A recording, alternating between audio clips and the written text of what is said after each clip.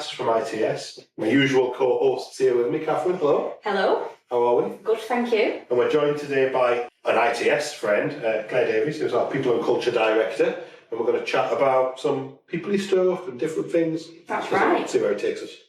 Welcome, Claire. Thanks.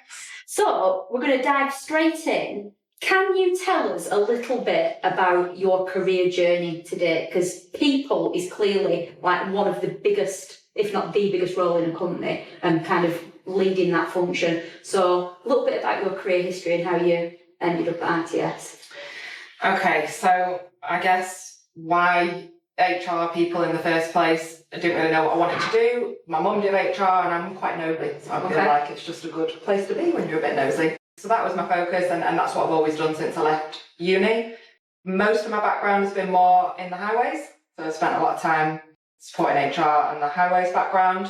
I was then introduced to ITS and started working here, I don't know, about 4.5 years ago now. New to telecoms, never done it before, but love it, great environment. Not a million miles away from highways, is it really? Build stuff. Build stuff, Make send things stuff go over from there to there. I think it's quite it. similar. I reckon it's probably pretty different. People are people, so it doesn't really matter, does it? It's dealing with people. In terms of kind of some of the hot themes and topics that you're seeing, and I guess this probably transcends industry, you know, people are people. What's some of the things you're seeing across HR at the moment that are kind of interesting you? Or So I've always had a big focus on culture, and I think particularly in ITS that's a big focus, and as we grow it becomes a harder job to sort of maintain the culture that you want. But obviously COVID's had an impact, so I think some of the things we see on the back of that is around hybrid working, that sort of flexibility, work-life balance, and I think it's a mixture of things. I think COVID has created an expectation in people that they want to be able to do a bit more at home, and they've got used to that. Also probably a generation thing. I think some of the younger people now are a bit more expecting of being able to have flexibility, and they won't go back on that. So when we're recruiting, if we don't offer a flexible approach, we don't attract the people that we need. We've definitely seen a shift. So trying to marry all that together, keep your culture that you want, offer people flexibility, but be able to collaborate in the right ways on the right types of work as well. It's not easy to manage it all. how do you stay current with stuff like that? Do you have kind of a people and culture network where you can... Well, the HR people hang out. Yeah, it's a funny one. So there's quite a lot of HR people that don't like speaking to other HR people, is what I find. Why is that? I don't know, there's loads of them just don't want to share and collaborate. It's insular function. It's a funny one, but we do try. So speaking to my team all the time, different ideas, we've got different sort of skills and strengths in the team, and trying to speak to other businesses. I'm spending a lot more time at the minute with HR teams in our industry to get an understanding of like their challenges. But just various network groups, Facebook groups of just HR people generally. We're dealing with this. What's anyone else thinking about the other stuff that's coming up on LinkedIn? Just trying to keep up to speed. Is that kind of corroborating your statement that people are people when you're speaking to those other people who are doing your job but in other sectors? So you're finding that they are coming up against the same challenges. Are they having the same kind of challenges with coming out of COVID, hybrid working, flexibility, all of those bits? Yeah, it's all the same sort of themes. How different businesses deal with it is potentially different. So, you know, there's a number of businesses that are forcing people in 5 days a week in the office. There's not really a reason for it. Where there are some businesses that you have to do that because you need it for the job, but tend to be people come across similar. I guess people, communication, collaboration is obviously a massive bit of what you do. Are there any kind of tools and technologies that you've had to, and your team have had to embrace more to kind of make that as a kind of a more smoother flowing, open environment, particularly in the light of kind of, you know, COVID as we mentioned? So I think Teams is obviously the big one. I mean, I started with ITS literally 2 weeks before lockdown. So I came into the office, said hi to Dave in the kitchen, and then got locked down for months and didn't really meet anyone else. But we absolutely made the most of Teams, and that wasn't just normal calls and meetings, but it was then, right, how we're going to run a mid-year event, and we're putting people in breakout rooms and still trying to create the feeling that we would have got in the room, but virtually. There's a number of things like that, and I think when we were creating the new office in Daresbury, it was trying to think of how we can use some of the technology to keep creating that. So some of the interactive screens we've got that allow for a bit more of an immersive, feel when you're in a meeting, whiteboarding on them, and all those things that, trying to use the best of technology that's available. I think one thing I found with that though was you went from a world where you could sort stuff out with a quick catch up with somebody to everything being a 30-minute meeting. And I don't know whether we've even evolved out of all of that. I think that's a really big impact. I think you lose the across the desk quick chat, or you hear something that actually you miss and that could be of value. And screen exhaustion. I mean, it is just staring at the screen, and absolutely people think they're ruled by these 30-minute slots in there, and you put 20 minutes in, or you put 10 to 4 till 10 past 4, and someone goes, that's really random time. Why is that? Exhaustion is the biggest thing for me in terms of meetings, and it is that if I find that you feel like you're on to perform every time you go on camera.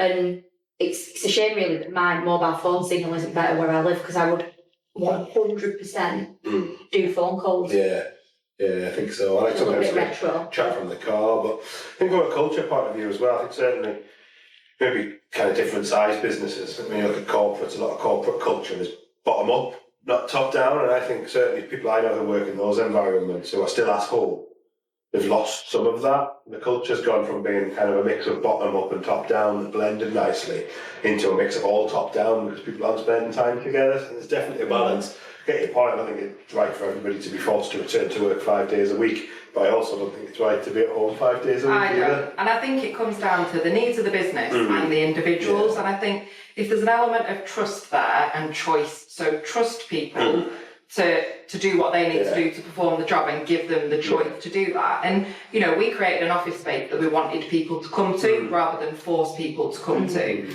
And a lot of the time we find we've got some roles that have to be in an office, but, we find that people tend to come in to do that work that does need that collaboration. It needs to be where your customers need you as well, don't you?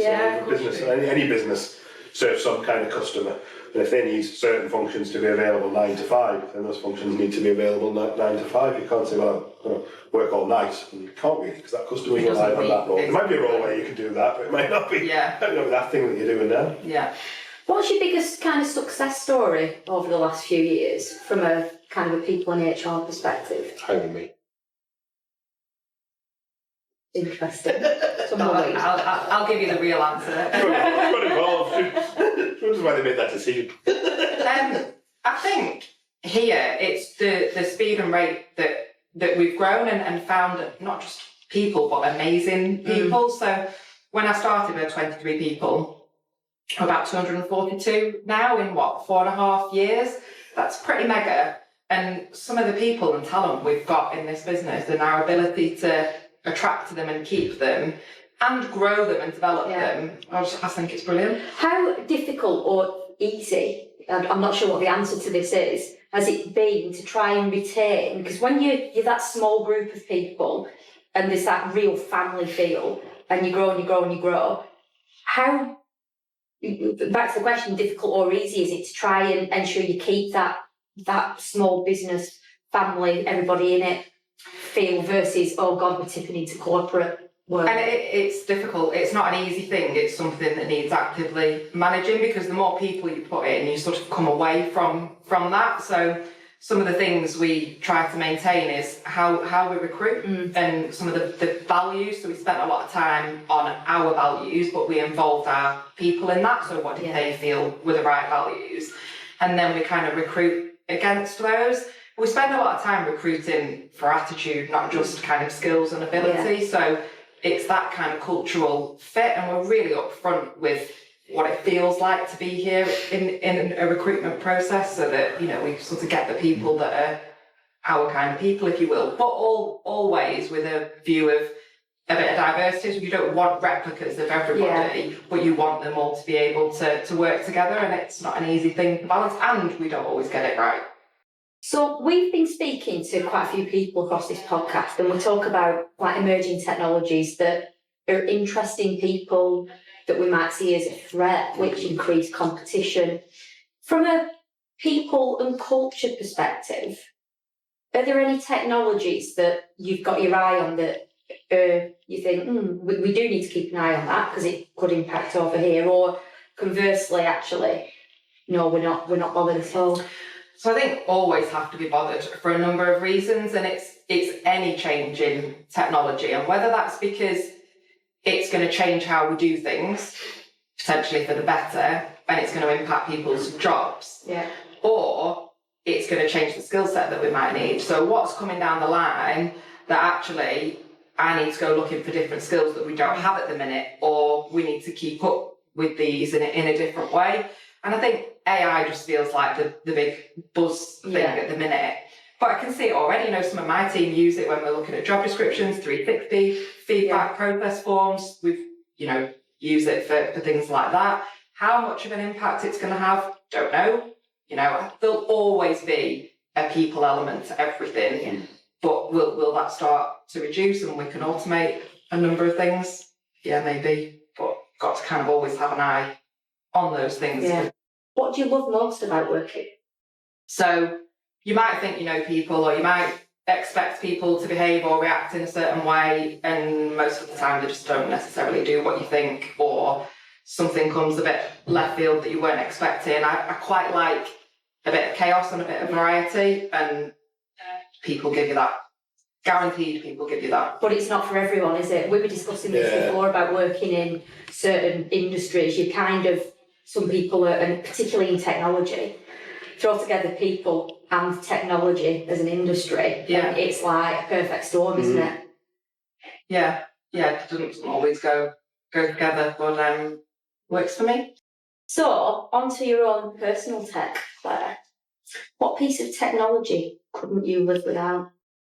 I feel like the obvious one is your phone, but I feel like I've got to go there. So I broke my phone the other week, and I realised actually just how much I need it, but not necessarily for the obvious things, more for like, I don't know how to get from A to B when I'm walking and I need the map, or something random that you don't realise you've actually stored in your phone, and then all of a sudden you can't access it. It's your whole life on there, isn't it? That's a boring answer. And it is. I probably realised just how much, even something stupid, like I had to go and pick up birthday cakes for my little boy. I didn't know the bloody address of where I was going because it was on my phone. It's interesting. I have been an Android phone user for the last 13 years. Let me get this right. No, 11 years. I swapped after a holiday in Mexico in 2013. What happened on that holiday to make you swap? A good story, actually.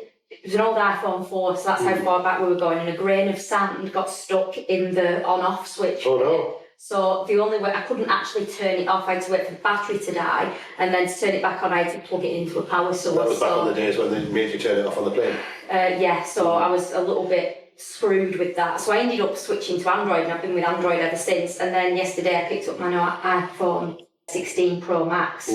Because I'm getting more into You've really gone the whole hog. I've gone like completely the opposite way. And last night I did not dare start to do the transfer because I was like, what if I can't get the alarm to work? What if the alarm doesn't go off in the morning because I've not done something? Or the sins. That's no good, you're sleeping too deeply. How dare you? So I completely agree. Mine's like that, and that was my ultimate fear of turning that phone off and switching to a new one. So, I mean, you'll know what I'm doing tonight now. Yeah, it's on your phone now. So if you don't turn up to a call in the morning... Yeah, we know why. Yeah. For what it's worth, Claire, do you want to know what my piece of tech I can't live without is? Go for it. My dual-pronged meat thermometer.